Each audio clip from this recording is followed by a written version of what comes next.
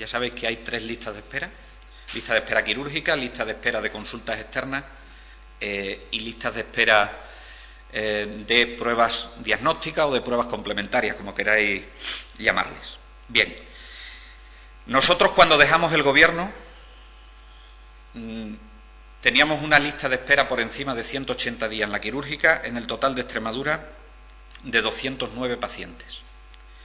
En el momento actual hay 4.900 pacientes que esperan más de 180 días de media, y eso quiere decir que están fuera de la garantía de la ley y al que el Gobierno de Monago les tendría que dar una respuesta ajustada a la ley de plazos.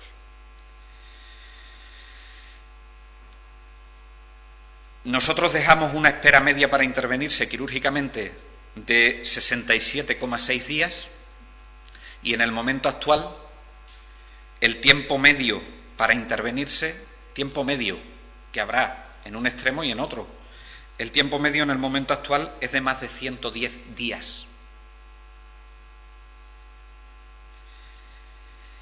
Y en el momento actual, pues en cuanto a pruebas diagnósticas, si hoy pedimos un TAC,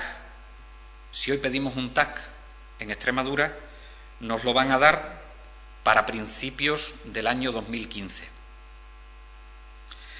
Y si pedimos una resonancia magnética, nos la van a dar para mediados del año 2015. Y si se solicita una mamografía, pues nos la van a dar para después del verano del 2014.